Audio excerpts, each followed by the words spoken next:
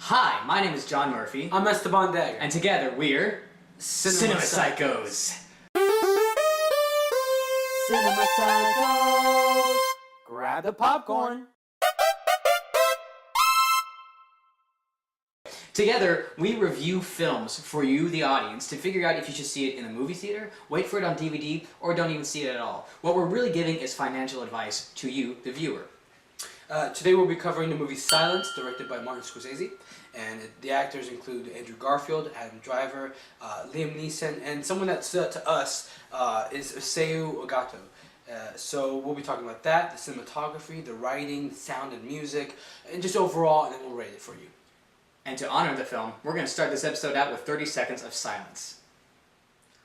Hell no! What? Wouldn't that be? No, we got time for that. Well, okay, fine, whatever. Yeah. Let's just move on to our first topic, directing. Now, Martin Scorsese directed this film, and we all know Martin Scorsese is a veteran of Hollywood, really one of the best directors of our time. Mm-hmm. And what I really appreciate about this film, especially with Martin Scorsese, is that every once in a while he does a film that is unlike anything he's ever done before. Now, there's always those stereotypical Martin Scorsese films like Mean Streets. Anything in New York. Yeah, exactly. Mean Streets or The Departed, which is set in Boston, and Wolf of Wall Street, which are real Martin Scorsese films. But then every once in a while he'll do a film like Hugo or like Silence, where it's totally out of his element, yet he still is able to, I think, grasp it and make it his own. Yeah, he's a true artist, and he's been working on this piece for a very long time because he read years. the book. He read the book Silence, and very good read. You should read it all. And I think he was very passionate about it. So and you could see it in his directing with what he wanted from his actors, what he wanted with the picture itself. The movie one is called Silence. It's silent most of the time. Mm-hmm. So I'm very appreciative with how he handled the entire film. And you can see that he really paid attention to the kind of filmmaking styles of Kurosawa. Yeah. There are films of Kurosawa's that I could see that Martin Scorsese was paying tribute to during the film, and it made me, both of us who are film fanatics of all time, of all generations of filmmaking, it really made me happy to see that kind of stuff going on and see that reverence for what came before Scorsese, which he's always been very good, very knowledgeable of what came before. Now this movie is almost 3 hours long. Yeah. So Martin Scorsese does not care about what everyone wants of time. Yeah, an exactly. hour and a half film, which shows that he truly, really appreciated the art in making this as artistic as possible to tell the story in its full length that it needs to happen. Yeah, the one thing, and most people would say this is a downside. I don't think it's a downside because I really don't care. If I'm invested in the story, I don't care about the time, but it really does feel like a 3-hour film. Yeah. It's long paced. I don't know. I feel a little opposite of that. Really? I saw it twice in one day because a friend of mine that. he gave me a free ticket. I was like, oh, I just saw it, but okay. But I saw it twice in one day, and that's already almost 6 hours of my day.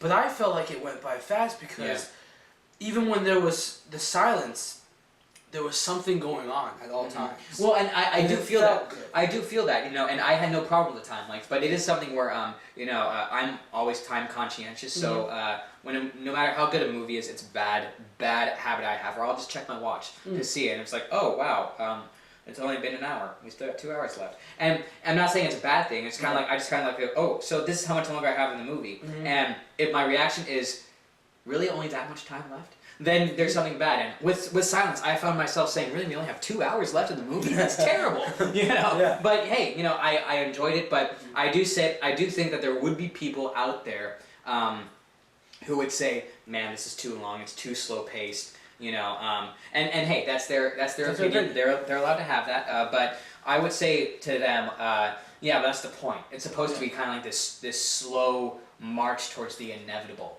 This is Andrew Garfield's. It was his second film in a row of 2016 where he played a Christian figure. Because he did Hacksaw Ridge right before this. Or religious in general. Whatever you want. But it all falls under Christianity, And obviously two very different characters. Because the character he played in Hacksaw Ridge really was, someone who just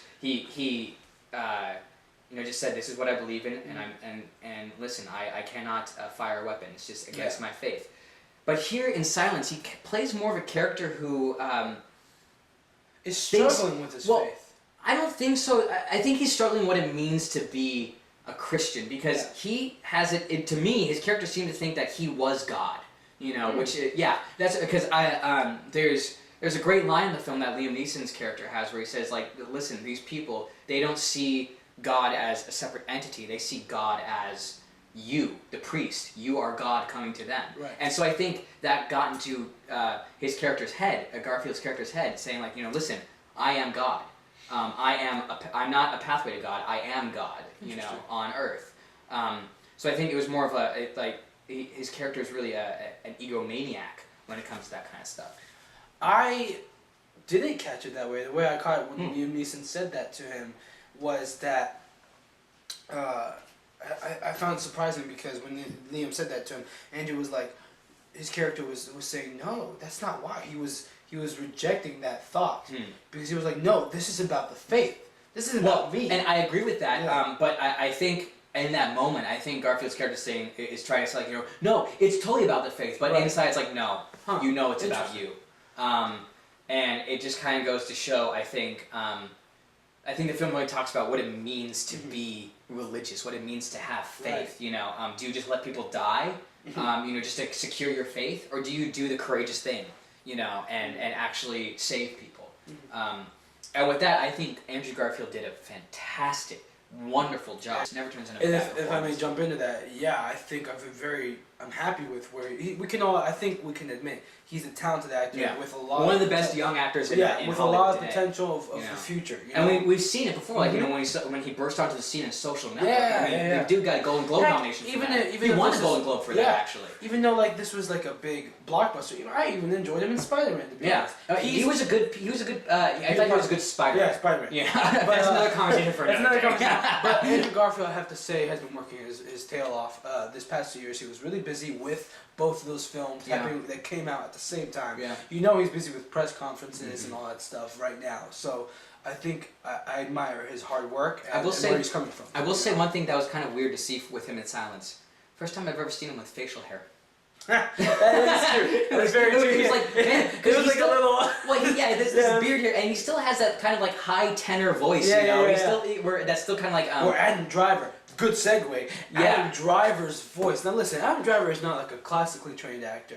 No. He served, right? He was in the Marines. He's in the Marines, and he's just been blowing up, especially since Star Wars. But the one I really want to talk about was the difference between Garfield and Driver. You have Garfield with his softness, but Driver with his power and solidity and he almost had kind of like, I feel like his voice resonates. Exactly. I feel like there were those two different types of priests you kind of come in contact with. There's that priest who's all about love and compassion. Right. And then there's that priest who's a little more fire and brimstone. And I feel like Adam Driver is a little more, fire and brimstone. Right. But he does get to show a crazy part of love. Exactly. And I think beach scene. Yes. Watch the beach scene. Not saying that I haven't seen Adam Driver show off chops before. I mean, I think he shows off tremendous chops even in Star Wars. Yeah. That's a very really interesting character. Yeah, very interesting character in Star Wars. But here, this is like, I've seen him on Girls. I've seen him in Star Wars. I've seen him in that Lincoln film. And here it's like this is a different side of Adam Driver I've never seen before, and I'm glad I'm seeing where his career is going. Yeah. And then the other, obviously, Liam Neeson is in this film, and who again and again another actor which I adore Liam Neeson. He's a countryman of mine. I'm Irish.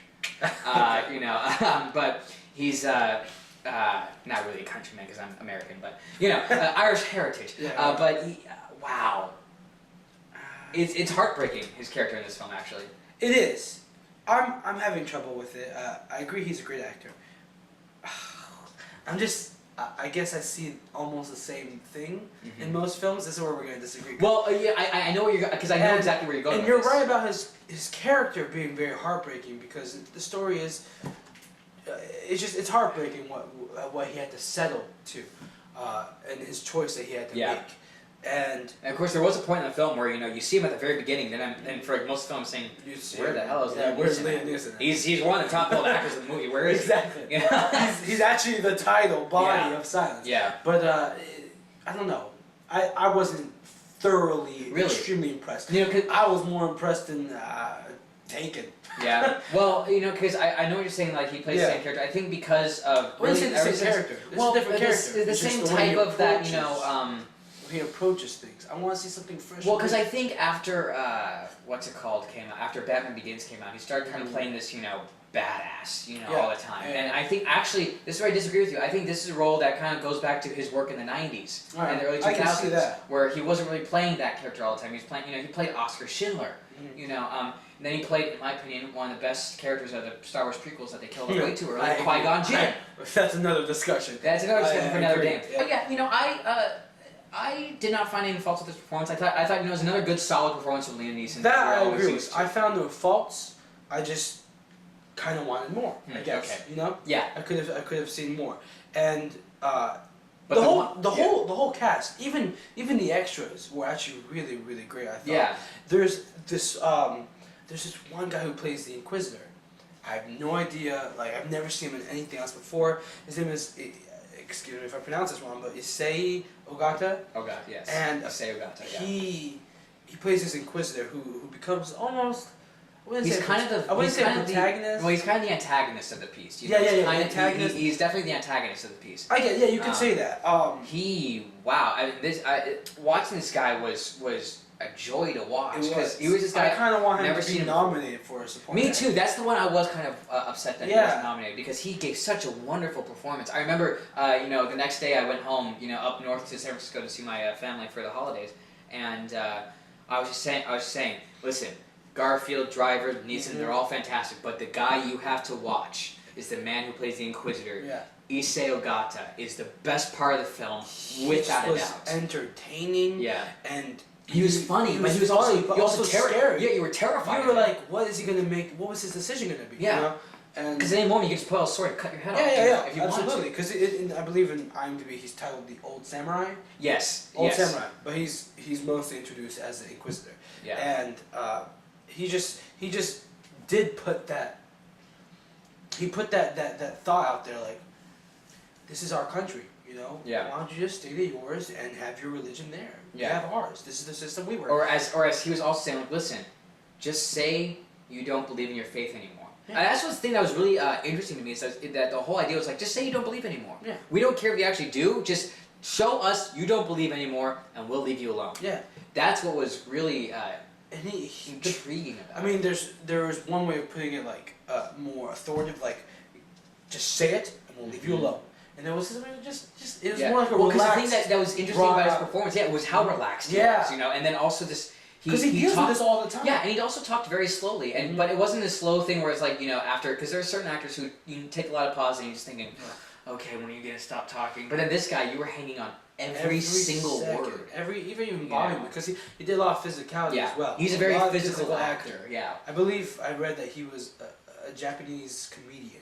Yeah, possibly. We'll look that up later. I'm pretty sure I read that. But yeah, again, I just think the whole ensemble was really strong, really strong.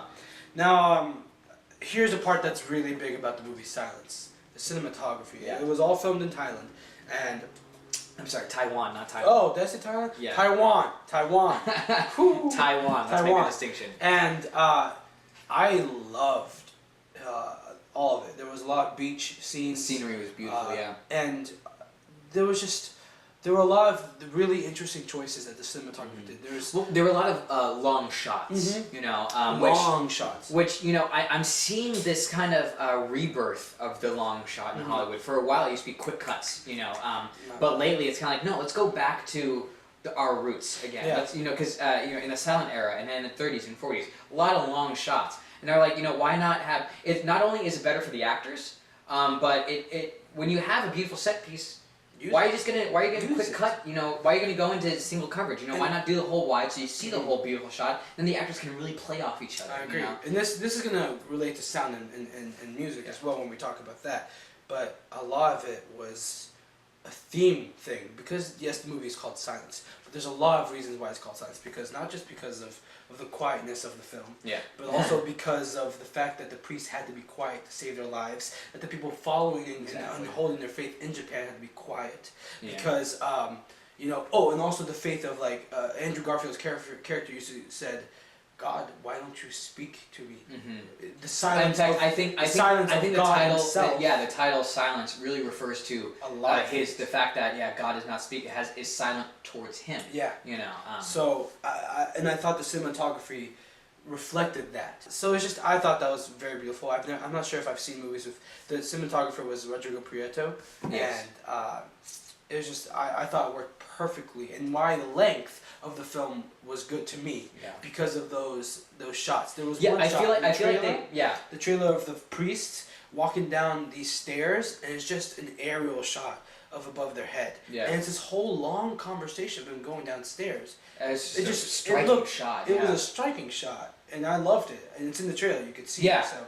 Without having to see the movie, you can see the best shot of the film. Yeah. One of the best shots. Brings us into our next point, our final point. Music. Sound and music. There is no music in this movie. Hardly any. There's maybe like 2 minutes of it. But so 2 minutes out of a 3-hour film, close to 3-hour film, that's asking a lot. I mean, if you can relate music into the waves and the sounds of the waves of the beaches or the sounds of the grasslands, and I really can only remember one instance where I remember there being music. Yeah. I actually enjoyed that because I think there is a problem in movies these days where sometimes you can rely too much on music. Yeah, I agree. You know, and then where it's just kind of overpowering with music now to make you feel things. You know, and here they stripped it all away and said no. It's what's happening. What's happening right now, and now it does go on with the title "Silence" goes along with it. You know, it's like silence. Why should there be music? I agree. Not that I was expecting a big luxurious score. I but knew at it the was same time, silent. well, I didn't know, but it just felt right. You know, it's like, you know, and then, because I remember when that moment, I do remember music, and I remember thinking, oh my gosh, this is, I think, the first time I've heard music in this movie, you know. And, you know, when we went into the theater, it was really cool because everyone was silent. Yeah. I mean... Well, except for the guy snoring. We had an unfortunate event with the guy snoring in the back. Oh, and there was also a flash flood warning that night, so if you didn't turn off your iPhone, everything went off. Those alerts. Reminder, please turn off your cell phones. Also, if you're going to fall asleep in a movie, just stay home. Or just get out and be like, oh, I can't do this. I'm too tired. Don't talk on the phone. Which, you know what, it wasn't even that the movie was boring, because the guy was snoring in the previews. Yeah. In the trailers. The guy was just tired. Yeah. He shouldn't have gone to a movie that night. Expensive nap he took. Yeah. One expensive nap. Yeah, one expensive nap. $20 nap, yeah. So, yeah, make sure you... This is Silence. Which, overall, I love this film. I saw it twice in one day. And I'm someone who loves entertainment. You know, I love a good artistic film, but when it comes to like quiet films, usually I'm not always all about them. Yeah. But this one was justified. It was right. Yeah. It made sense, and it told the story that it was trying to tell. It even got me being like, man, what am I thinking religiously? Like, do I need to have a better faith? Am I strong enough? Is it true? You know, it's just, it did that. Well, you know, and I don't have that idea because I'm not really a religious person that much, or not anymore at least. But personal issues, I know. But I thoroughly enjoyed this film. I couldn't see it twice in one day like you did, just because I think I need that kind of, you know, I need to take some time before I see it again. But it impressed me quite a bit, especially with just. Again, another side of Scorsese we haven't seen, and just being blown away by it was awesome to watch. I mean, I totally suggest that you should see this in the theaters. Yes, strictly because of both the cinematography and the sound. Watching it in a living room or on a laptop, you're gonna hear sirens going around. You know, it's not, or somebody, or a dog barking. It's gonna take you out of the movie, in my opinion. Well, here's the thing about that. To see this movie, if you really like watch it and put yourself in the right element and space, that's fine. If you have like a nice living room space that is quiet and isolated, or noise canceling headphones, and a big enough screen, to really focus on the movie, which it will be so easy to. You'll be sucked into it. Yeah. But if you watch on your laptop on your bed, you're gonna go on your phone. You're gonna miss some interesting key moments, and it's just it's too quiet. It's not like a blockbuster with a bunch of noises and stunts and stuff like that. So I recommend seeing this in theaters. It'll be much better. It's like going to see a Broadway show. There's pauses in Broadway shows. Yeah. You see a live show. You need to be put in that. You can't watch it on your laptop. No. It won't work. Well, yeah. Some things are made for film, for Yeah, theater. exactly. I totally agree. So we're both now going to give our own ratings, and I'm going to explain the rating to you system that we have created here at Cinema Psychos. We go off based off the popcorn cup that you get at the movie theater. So a good movie, well, not just a good movie, a great movie, a movie that we think is a slam dunk should see, is a popcorn cup. Excuse me. Empty, completely empty. Means we're so into it we just ate all the popcorn. If it's half empty, it's good. It's still good. It's not great, but it's still a good movie. Full, it wasn't the worst, but it also wasn't the best. You know. Yeah. And then if it's on the floor, spilt over, we didn't like it. I walked out the first. Walked out. Yeah. So I'll how about Esteban? How about you start off? What's your rating? I'd give it empty cup. Empty cup. Empty cup. I loved everything about it. I was focused. I was zoned in, and Scorsese and the actors and the cinematographers, all of them did a wonderful job. I think it was overall a great ensemble of people to work on this piece, especially a book like that. You know, so empty cup for me. All right. Yeah, I'm also gonna give it an empty cup rating. I think just the same reasons you brought up. Just a combination of the directing and the acting, just the storytelling overall was so good. And it despite the length of the film, it kept you engaged every time. So yes, I'm gonna give that rating. Empty cup of popcorn. You should see this in theaters. All right. Well, I think that does it for our very first episode of Cinema Psychos. Thanks for watching. I'm John Murphy. I'm Esteban Dagger. Have a good night. Bye. Cinema Psychos. Grab the popcorn.